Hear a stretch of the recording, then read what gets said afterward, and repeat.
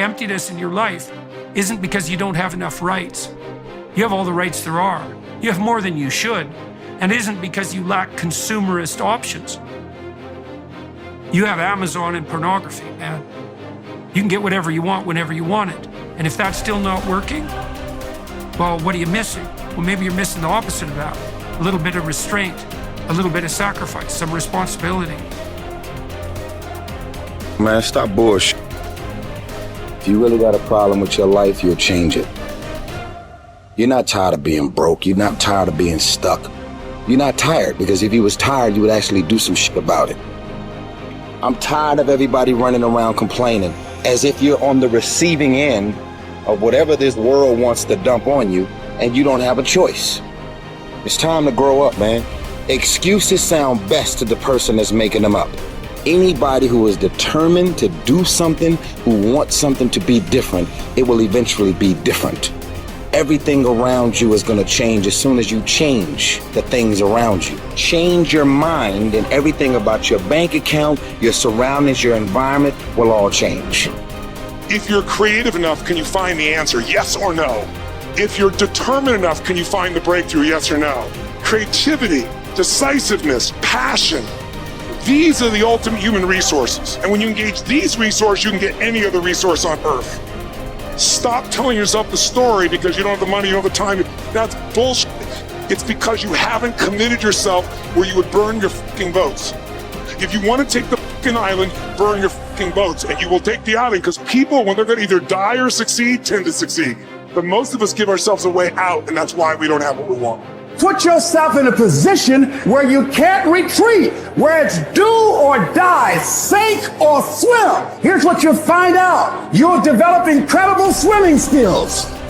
You'll find yourself stroking unlike you've ever seen before. Through the inspiration of desperation, you'll become more creative than ever before. Throw your whole self into it.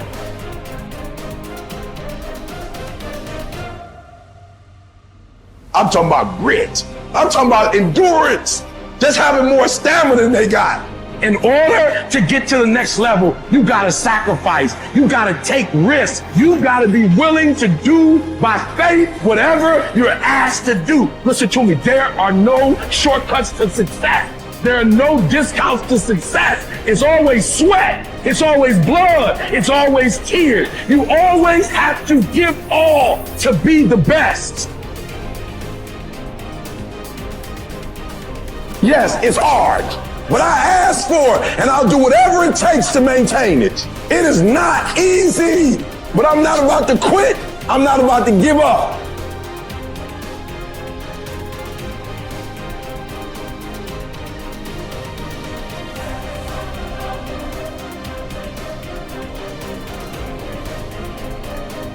If you've explicitly formulated a set of goals and you're pursuing them, then you've adopted the responsibility to act in a certain manner to make those goals realize themselves. That's responsibility that you've adopted rather than responsibility that's being imposed on you, assuming that you've thought through the goals and you find your spirit in harmony with those goals.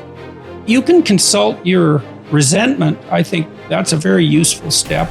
If you find yourself angry and bitter about the things that you are responsible for doing, then that's an indication that you might be operating under some unhealthy compulsion, that you're rebelling, and that's the reason for the resentment against the insistence that you act in a certain way.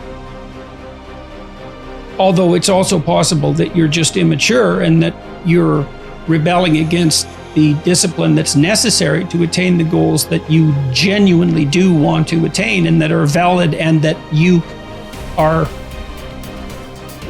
actively engaged in constructing.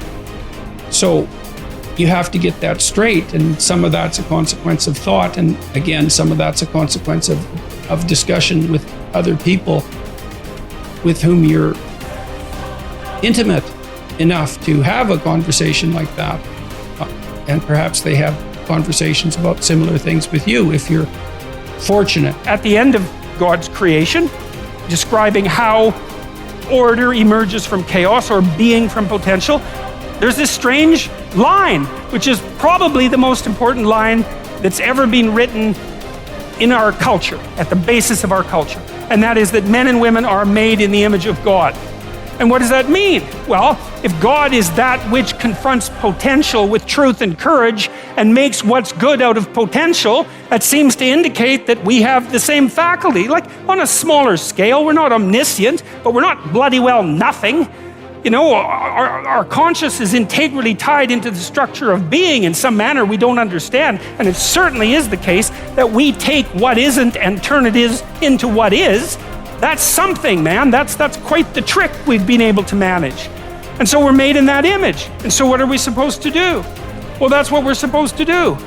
We're supposed to type our letters and make our phrases and construct our sentences and build our paragraphs and put our chapters together and make our books and communicate to people and straighten out the damn culture and constrain the malevolence and ignorance that besets each of us and push nature back and extend ourselves out into the unknown and confront the potential that's there in illimitable quantities and make the world better than it could be otherwise. To move it away from hell, and it can certainly become that, and toward heaven to the degree that we can manage that. And that is a good enough goal. That's the thing. You need something, you know, because your life is tough. It's hard. You need something that, you know, you need something to get out of bed for and fight for. And that's something, right? To fight, let's say, against hell and for heaven. That's something to fight for. You know, if you want to be convinced about this, like read a little bit about hell. Read the Gulag Archipelago, or read Ordinary Men, or read The Rape of Nanking, or read about what happened in Nazi Germany during Auschwitz and all the catastrophes of the 20th century, and see if you believe in hell, and see if you think, well, maybe not having that happen anymore would be a good idea. And then think about maybe that's something you could contribute to. And then it wouldn't have to happen anymore. And that would be a good thing, and God only knows what great things we could manage under such conditions. We're becoming incredibly technologically powerful. And what would it be like if we became equally wise? Well, that would really be something. God only knows what we could manage in the next 20 years or the next 100 years, you know? We're running at 40%, most of us, you know, because we're half in and half out. And it's not surprising because life is difficult. It's like, well, what if you were 90% in? Or 95% in, or all in, because you're all in anyways, right? It's a life and death game. No one gets out of this. Everyone dies. You might as well commit yourself. And you might as well commit yourself to the highest good that you can attain, because why not? It'll imbue your life with meaning. It's hard, the responsibility is there, but all the meaning's in the responsibility, and that'll make your life better.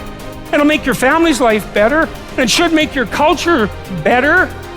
Maybe it make the world better. It's like, that'll justify your damn miserable existence at 3 o'clock in the morning when you're wondering what the hell you're doing here.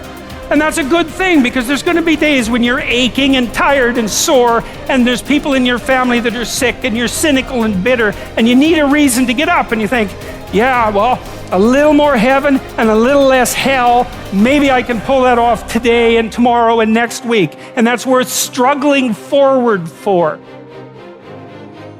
A man who becomes conscious of the responsibility he bears toward a human being who affectionately waits for him, or to an unfinished work, will never be able to throw away his life. He knows the why for his existence and will be able to bear almost any how. By declaring that man is responsible and must actualize the potential meaning of his life. I wish to stress that the true meaning of life is to be discovered in the world rather than within man or his own psyche, as though it were a closed system. I have found this constitutive characteristic the self-transcendence of human existence. It denotes the fact that being human always points and is directed to something or someone other than oneself. Be it a meaning to fulfill or another human being to encounter, the more one forgets himself. By giving himself to a cause to serve or another person to love, the more human he is and the more he actualizes himself. What is called self-actualization is not an attainable aim at all, for the simple reason that the more one would strive for it, the more he would miss it. In other words, self-actualization is possible only as a side effect of self-transcendence. A human being is not one thing among others. Things determine each other, but man is ultimately self-determining what he becomes within the limits of endowment and environment. He has made out of himself. In the concentration camps, for example, in this living laboratory and on this testing ground, we watched and witnessed some of our comrades behave like swine, while others behaved like saints. Man has both potentialities within himself. Which one is actualized depends on decisions, but not on conditions. What is demanded of man is not, as some existential philosophers teach, to endure the meaninglessness of life, but rather to bear his incapacity to grasp its unconditional meaningfulness in rational terms. To be sure, man's search for meaning may arouse inner tension rather than inner equilibrium. However, precisely such tension is an indispensable prerequisite of mental health. There is nothing in the world, I venture to say, that would so effectively help one to survive even the worst conditions as the knowledge that there is a meaning in one's life. There is much wisdom in the words of Nietzsche. He who has a why to live for can bear almost any harm. What was really needed was a fundamental change in our attitude toward life. We had to learn ourselves, and furthermore, we had to teach the despairing men that it did not really matter what we expected from life, but rather what life expected from us. We needed to stop asking about the meaning of life, and instead to think of ourselves as those who were being questioned by life daily and hourly. Our answer must consist not in talk and meditation, but in right action and in right conduct. Life ultimately means taking the responsibility to find the right answer to its problems and to fulfill the tasks which it constantly sets for each individual. These tasks, and therefore the meaning of life, differ from man to man and from moment to moment. Thus, it is impossible to define the meaning of life in a general way. Questions about the meaning of life can never be answered by sweeping statements. Life does not mean something vague, but something very real and concrete, just as life's tasks are also very real and concrete. They form man's destiny, which is different and unique for each individual. No man and no destiny can be compared with any other man or any other destiny. No situation repeats itself, and each situation calls for a different response. Sometimes the situation in which a man finds himself may require him to shape his own fate by action. At other times, it is more advantageous for him to make use of an opportunity for contemplation and to realize assets in this way. Sometimes man may be required simply to accept fate, to bear his cross. Every situation is distinguished by its uniqueness, and there is always only one right answer to the problem posed by the situation at hand. When a man finds that it is his destiny to suffer, he will have to accept his suffering as his task, his single and unique task. He will have to acknowledge the fact that even in suffering, he is unique and alone in the universe. No one can relieve him of his suffering or suffer in his place. His unique opportunity lies in the way in which he bears his burden